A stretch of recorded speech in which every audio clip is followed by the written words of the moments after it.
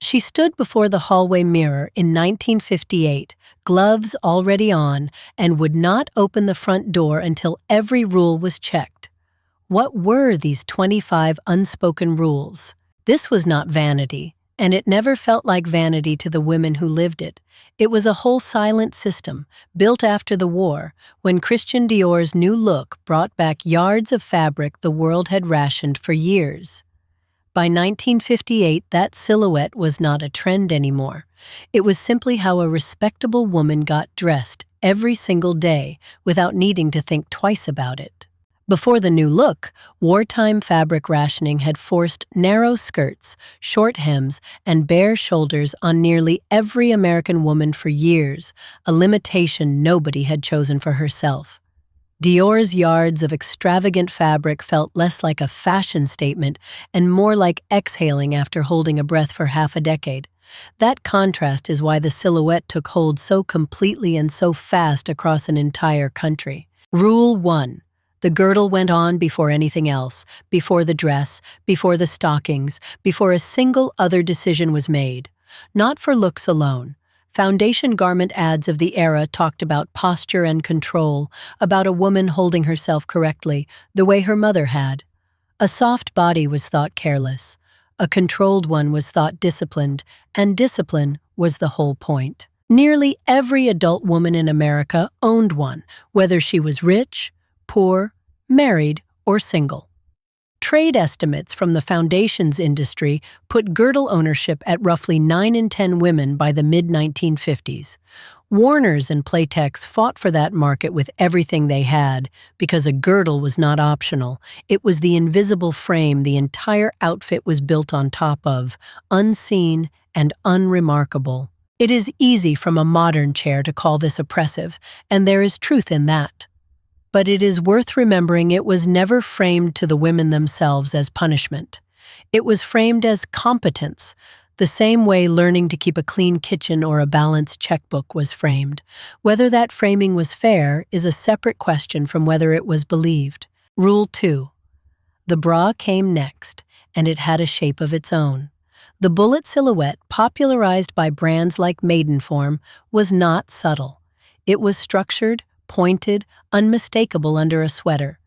Maidenform's famous ad campaign, Women Dreaming in Public Wearing Only a Bra and a Skirt, ran for 2 decades because it captured exactly how central that garment was to the era's idea of a finished silhouette. That ad campaign was strange enough to become legendary in advertising circles, precisely because it placed a half-dressed woman in a supermarket or on a bus, ordinary places, and let the surreal juxtaposition do the selling. Decades later, advertising historians still point to it as one of the most recognized campaigns of the entire mid-century. Rule 3. The slip was cut shorter than the dress hem on purpose and checked in the mirror every single time. If it showed even by an inch, another woman would lean in and murmur 4 words, "Your slip is showing." It was said quietly, almost kindly, a private correction between women, never announced across a room. The rule was never written down, but every woman in the room knew it. Nobody handed a girl a manual and said, "Check your hem, check your slip, check your gloves." Her mother corrected her once, maybe twice, and after that, she simply knew, the way she knew not to speak too loudly at church. That is how these 25 rules survived, not through law, through watching. Rule 4. Stockings were never optional, and they were nylon, not the rayon of the war years. DuPont had introduced nylon stockings commercially back in 1940, and by 1958, a bare leg in public, even in summer, read as unfinished. A woman put them on before she put on her shoes every time she left the house, no exceptions for errands. It is hard to overstate how quickly nylon stockings had gone from novelty to necessity in the 18 years since their debut. Rayon before them tore easily and dulled fast. Nylon held its shine, held its shape, and became so desired that wartime shortages once sparked genuine unrest among shoppers. By 1958, that scarcity was a distant memory, and stockings were simply assumed. Rule 5. Every handbag carried a bottle of clear nail polish, and it was not for her nails. It was for emergencies. The moment a stocking snagged and a run started climbing her leg, she dabbed the polish right at the edge to stop it from spreading further. There was no fixing a run once it started. There was only stopping it in time. This is one of those small survival kits nobody talks about anymore, a whole quiet skill set built around damage control rather than damage prevention. A woman learned to spot a run from across a room in the reflection of a shop window before it had a chance to spread past her ankle, a kind of vigilance so automatic she likely never called it vigilance at all. Rule 6. Gloves went on before she stepped outside, and they came off only at the table. Emily Post's etiquette guide was specific about this. Short gloves for day, long ones for evening. A woman shook hands in her gloves indoors without apology, but the moment food arrived, they came off and rested in her lap, never on the table. Companies like Van Raalte and Kaiser built entire product lines around glove variety: cotton for warm days, kid leather for cooler ones, satin reaching past the elbow for evening events. A well-stocked glove drawer, sorted by season and occasion, was as ordinary a household feature as a spice rack and just as carefully organized. Rule 7. A hat was not decoration. It was a requirement for church, for downtown, for calling on a neighbor. Millinery was still a real American industry in 1958, full of shops that blocked and trimmed hats to order. A bare head on a Sunday morning was noticed, and not kindly, by women who had spent 30 minutes pinning theirs into place. A milliner's shop in 1958 was still a genuine trade, not a novelty. Felt was steamed and blocked over wooden forms, trim was hand-stitched, and a good hat could be brought back for reshaping years later rather than thrown away. That entire craft and the everyday habit that supported it would fade within about a decade as bareheaded styles took hold. Rule 8. Hat, gloves, shoes, and handbag had to agree with each other in color and in season. This was not fussiness. It was a visible test of whether a woman managed her household well, because coordinating 4 separate items, keeping them clean, matching them correctly, took real planning. A mismatched accessory did not just look wrong, it suggested she had let something slip.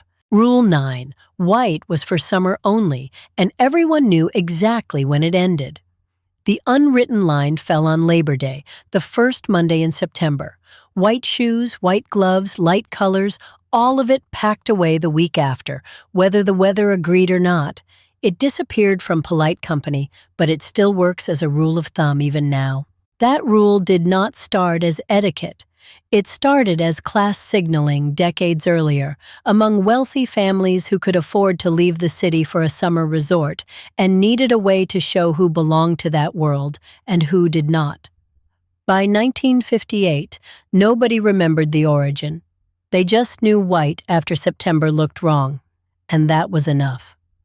That is a pattern worth noticing across all 25 rules. Almost none of them started as etiquette on purpose. They started as practical solutions or as class markers, and only later hardened into something that felt like manners, passed down without anyone quite remembering why. The reason often mattered less than the certainty that the rule existed. Rule 10. The day dress, often a shirtwaist, was the default uniform for anything outside the house, fitted through the bodice, a full skirt, a defined waist. Designers like Claire McCardle had built an entire American sportswear industry around making this silhouette affordable so a secretary and a senator's wife could wear roughly the same shape, even if the fabric told a different story. This is a quietly democratic detail hiding inside a very formal system. Ready-to-wear manufacturers copied the couture silhouette fast and cheap, and mail-order catalogs from Sears and Montgomery Ward put a version of the new look into homes across every income level. A woman in a small farming town could dress in roughly the shape Paris had set 2 years earlier without ever setting foot near a fashion house. Rule 11. A woman could sew her own dress and no one was supposed to know unless she wanted them to. Simplicity, McCall's, Butterick, and Vogue patterns sold paper patterns for well under $1, and a Singer sewing machine sat in most homes. Being able to alter, hem, and construct her own clothing was not a hobby, it was expected competence. A good ready-to-wear dress cost somewhere between $10 and $25 in the mid-1950s, at a time when a family's yearly income averaged around $4,000 to $5,000. A single dress could represent a real week of a household's discretionary spending, which is exactly why mending a hem or turning a collar was not embarrassing. It was simply what a careful woman did. Set against that budget, a paper pattern costing somewhere around 35 to 65 cents and a length of yard goods from the fabric counter suddenly looks less like a hobby and more like a genuine household economy. A woman with a good machine and a steady hand could produce 3 dresses for the price of one store-bought garment, and no one thought less of her for it. Rule 12. Department stores could steer a woman by her clothes alone. The better-dressed salons at flagship stores were often reached by appointment or simply by a floor walker's judgment of who belonged there. How she was dressed that morning quietly decided which floor she was guided to and which one she was not. A sorting system most customers never saw named out loud. Rule 13. Traveling meant dressing as if for church, not for comfort. A woman boarding a train or one of the new commercial airliners wore a suit, gloves, and a hat, the same as she would to a luncheon. Comfort was not the priority. Presentation was, because travel itself was still treated as a formal, semi-public occasion worth dressing for. Commercial air travel in 1958 was still expensive enough to feel like an event rather than a routine, closer in spirit to a theater outing than to a bus ride. Photographs from the period show cabins full of passengers in suits and dresses, not a single pair of trousers or a loosened collar in sight, because everyone on board understood exactly what the occasion called for. Rule 14. A suit, jacket, and skirt matched precisely was the correct choice for errands that touched business. Paying a bill downtown, meeting with a bank officer, running an appointment at the doctor's office, all called for the day suit, not a house dress. The line between home clothes and outside clothes was absolute, and crossing it was noticed immediately. There is a whole world hiding in what nobody thought to teach anymore. Every rule so far sounds small on its own. A hat, a glove, a hem checked twice. But stacked together they formed a complete language, one a woman spoke fluently by the time she was 20, without ever sitting through a single formal lesson on the subject. Rule 15. Sizes were not what they look like on paper today. A 1958 size 12 or 14 ran noticeably smaller than the same number on a modern label, the result of decades of sizing creeping upward since then. A woman buying a dress by number in 1958 was working from an entirely different scale than a shopper today, though she never would have thought of it that way. This is why a vintage dress found today at an estate sale so often surprises the person trying it on, fitting nothing like its tag suggests it should. It is not that women's bodies were dramatically different then. It is that the numbers on the label were simply measuring a different scale, one that has drifted upward decade by decade ever since. Rule 16. Jewelry stayed understated for daytime. A strand of pearls, small earrings, perhaps a brooch at the collar. Anything larger or louder was saved for evening. Grace Kelly, both as a film star and later as Princess of Monaco, was held up constantly in women's magazines of the era as proof that restraint, not sparkle, was what marked real elegance. Grace Kelly's 1956 wedding to Prince Rainier of Monaco had only sharpened this ideal in the American imagination 2 years before our anchor year, giving readers a real, living example of restrained elegance rather than an abstract rule in a magazine column. A woman studying that ideal was not chasing fantasy. She was studying a fellow American who had lived it. Rule 17. A coat matched the formality of what was underneath it, not just the weather. a tailored wool coat for a suit, something softer for a day dress. Throwing on any warm coat over a carefully assembled outfit undid half the effort, so the coat closet itself was organized by occasion, the same way the dress closet was. Rule 18. Hair was set the night before, in pin curls or rollers, and covered with a scarf while she slept, so that by morning it required only a comb and a few minutes, never a full styling session before the girdle even went on. The whole system was built around efficiency dressed up as glamour, not the other way around. That is the part modern retellings miss most often. This entire system looks, from a distance, like endless effort piled on top of more effort. But women inside it were constantly engineering shortcuts, night curls instead of morning curls, one bottle of nail polish solving 10 future problems because the goal was never suffering for its own sake. The goal was looking effortless while working efficiently behind the scenes. Rule 19. Lipstick went on last, right before the front door, never earlier. It was considered the final seal on an outfit, applied after the hat and gloves were already in place, using a small compact mirror rather than the full bedroom mirror, almost like a signature added at the very bottom of a finished letter. Rule 20. A run in a stocking or a broken heel meant going home to change, not toughing it out in public. Appearing anywhere with visibly damaged clothing, even something as small as a snagged stocking that had gotten past the nail polish trick, was treated as a genuine social failure, not a minor inconvenience to shrug off. That standard was not really about the stocking at all. A visible flaw was read as a sign a woman had let her household or herself slip a little, and reputation, not the 8 cents of nylon, was the real thing at stake. Understanding that shifts how you see the whole rulebook. Nearly everything here was ultimately about signaling competence, not chasing perfection for its own sake. Your grandmother knew something they stopped passing down. She knew that getting dressed with this much intention was not vanity. It was armor, a way of walking into a world that judged women constantly and making sure that judgment landed on her terms instead of someone else's. That is easy to miss if you only see the gloves and the hat and never ask why they mattered. Rule 21. A woman removed her hat indoors at someone's home if invited to stay, but kept it on for a brief call or a quick errand stop. Knowing the difference, whether a visit counted as staying or merely calling, was itself part of the code, and getting it wrong in either direction read as either presumptuous or rude. This kind of distinction rarely survives into modern telling because it required constant, unspoken social reading, exactly the kind of skill that looks invisible until you strip it away. A woman navigating a single afternoon of calls might adjust this rule 4 or 5 times without a single conscious thought about it, the way a fluent speaker never pauses to conjugate a verb. Rule 22.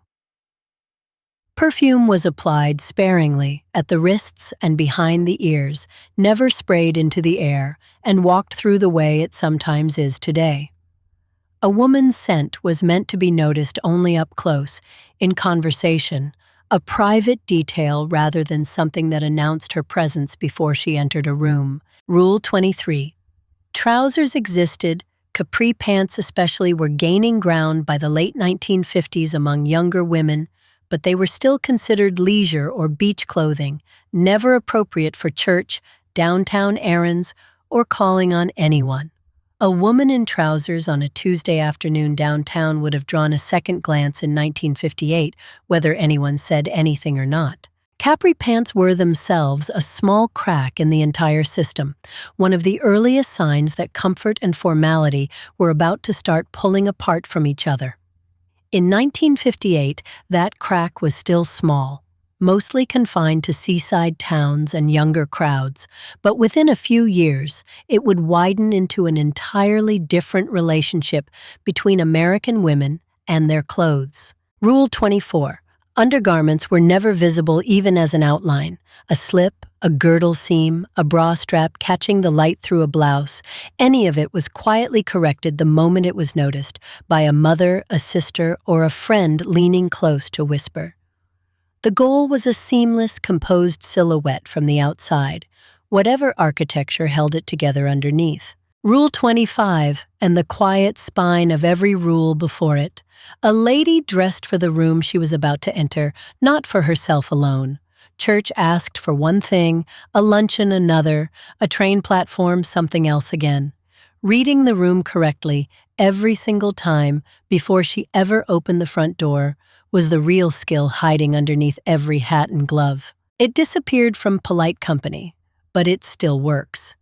Not the girdle, not the gloves necessarily, but the underlying idea that what you wear is a form of respect, both for yourself and for whoever you are about to meet. Somewhere along the way, that got recoded as old-fashioned instead of thoughtful, and something real was lost in the trade. The unraveling did not happen overnight. Pantyhose replaced individual stockings and garter belts through the early to mid-1960s. Hats fell out of daily use as the decade turned, and hemlines rose fast once miniskirts crossed the Atlantic from London by the middle of that decade. Within about 10 years of 1958, nearly every rule in this video had quietly stopped being a rule at all. Watch how fast that timeline moves. 10 years is nothing against a rule book that felt permanent to the women living inside it. One decade, a woman could not leave the house bareheaded, and the next decade, her own daughter walked out the door without a second thought, and neither of them likely felt the ground shifting beneath them while it happened. None of this means the earlier decade was simply better, and none of it means it was simply oppressive either. Working women, farm women, women on their feet all day in factory jobs wore simplified, practical versions of this code, not the full parlor version. The strictest rules lived hardest at church, downtown, and social calls, not at the kitchen sink. A farm wife in 1958 might have owned exactly one good suit and one good hat, saved strictly for church and funerals, and spent the rest of her week in a plain cotton house dress built for movement, not appearance. The full 25-rule system, hat, gloves, matched accessories, was most rigid in cities and suburbs among women with the time and money to maintain it daily. Oral histories and magazine features from the period consistently describe women who took real pride in dressing this way, who felt capable and finished walking out that door, not merely burdened by it. Good manners remember, even when we forget, and part of what is worth remembering here is that discipline and dignity were never actually opposites to the women who lived inside these rules. That does not erase the parts of the system that genuinely limited women, the discomfort of a tight girdle, the expense of maintaining an entire coordinated wardrobe, the judgment waiting for anyone who fell short. Holding both truths at once, real pride and real constraint, is closer to what actually happened than picking one story and calling it the whole picture. So the next time you see a photograph from 1958, a woman in gloves waiting at a train platform or standing outside a church in a matched hat and coat, remember it was not costume. It was fluency, an entire vocabulary of respect spoken through fabric, one your own grandmother likely still remembered long after the world around her stopped speaking it back. Interest in that vocabulary has not actually vanished. Collectors still hunt estate sales for original gloves, hat boxes, and paper patterns, and a visible slow fashion movement has grown across recent years, favoring fewer, better-made, well-maintained garments over disposable ones, an echo of exactly the mending and altering habits a 1958 woman practiced without ever naming it a movement. There is a whole world hiding in what nobody thought to teach anymore, and that is exactly why a rule book this detailed deserves more than a passing joke about girdles and white gloves.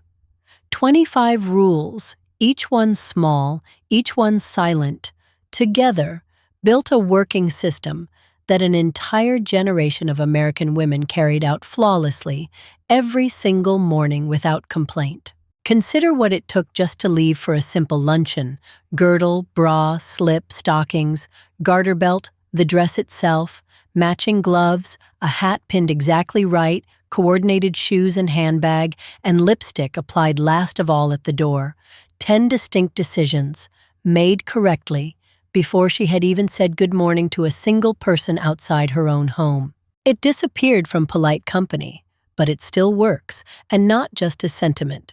Job interviews, funerals, weddings, courtrooms, all still quietly reward exactly the instinct this whole system trained into a generation of women: dress for the room you are entering, not for yourself alone.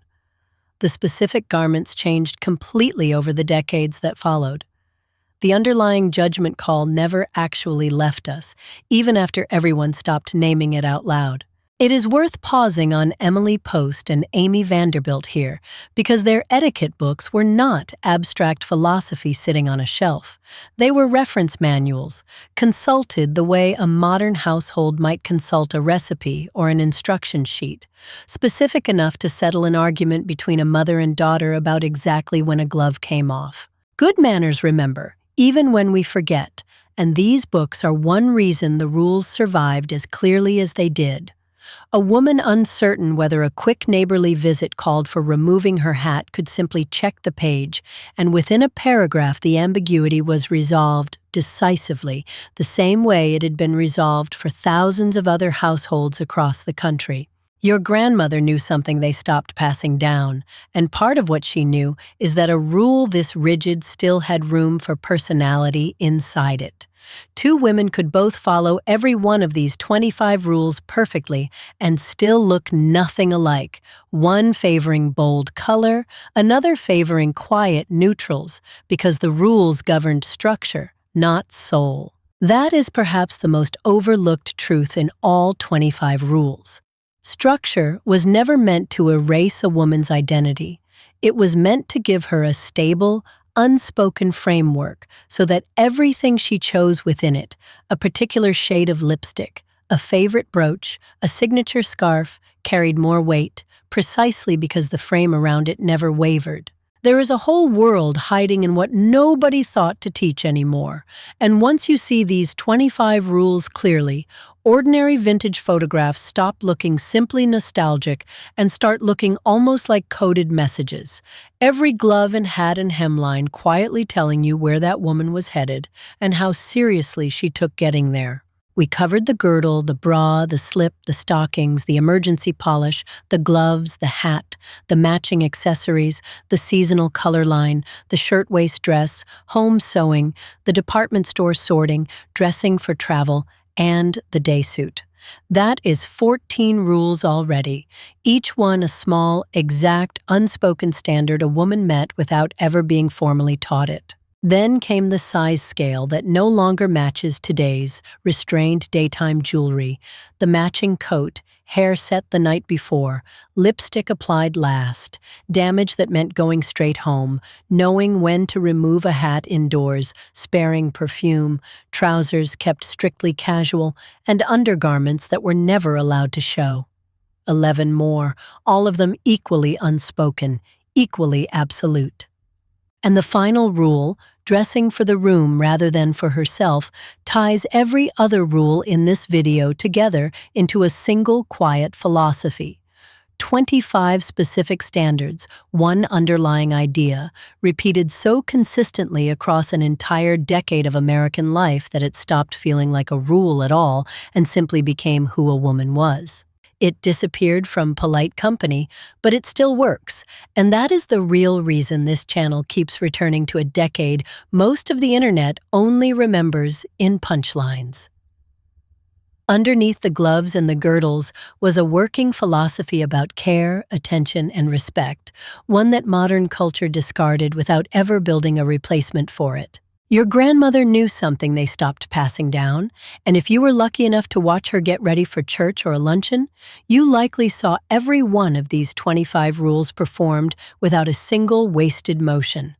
A quiet daily discipline she never once described as remarkable, because to her, It simply was Tuesday. If any of these 25 rules made you think of your own mother or grandmother, the way she checked her hem, the gloves she never left without, tell us which one in the comments below, and tell us if she ever said those exact words to you. Your slip is showing, spoken quietly, the way it was always meant to be said. There is a whole world hiding in what nobody thought to teach anymore, and this channel exists to keep finding it, one forgotten rule at a time, for every viewer who has ever felt like modern manners left something important behind. Thank you for spending this time with us, and we will see you in the next one.